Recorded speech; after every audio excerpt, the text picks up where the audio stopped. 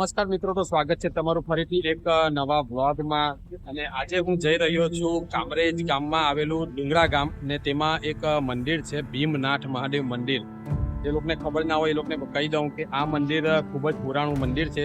તો ચાલો ફટાફટ તમને મંદિરના દર્શન કરીએ.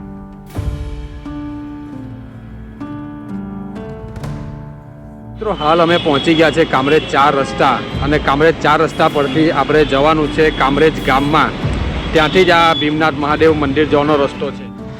તો મિત્રો આપણે આ કામરેજ ગામમાં પહોંચી ગયા છે, અને કામરેજ ગામ તરફથી હવે આપણે ડાબી સાઈડ વળવાનું છે. જે રસ્તો કામરેજ ગામની અંદર જાય છે, અને એ ગામની અંદર આપણે નથી જવાનું, ત્યાંથી બાયપાસ રસ્તો છે ડુંગરા ગામનો, ત્યાં જવાનું છે.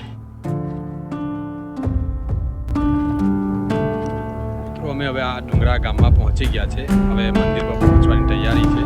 તો ફટાફટ તમને મંદિરે, ડુંગરા ગામનો બોર્ડ છે, ને આ રસ્તો જાય છે કોળી ભરથાણા, ને આ સાઈડ જવાય છે આપણે ભીમનાથ મહાદેવ મંદિર. આ ભીમનાથ મહાદેવ મંદિરે પહોંચી ગયા છે, તો ફટાફટથી અંદર જઈએ ને દર્શન કરીએ.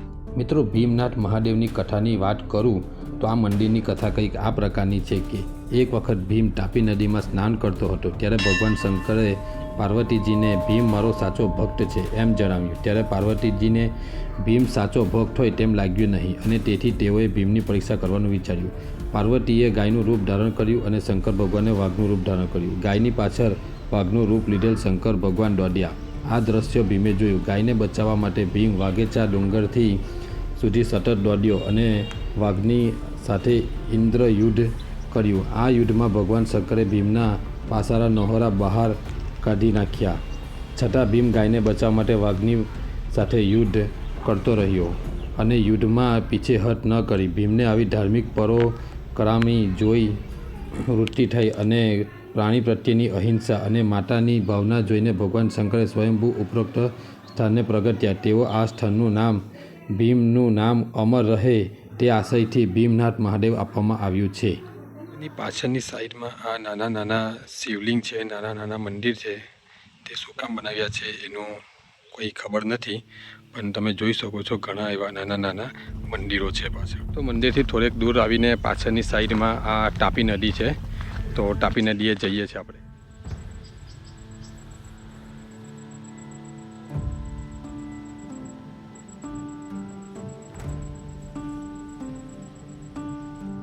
મિત્રો આજ માટે આટલું જ હતું. ફરીથી મળીશું નવી જગ્યા પર નવા વ્લોગમાં.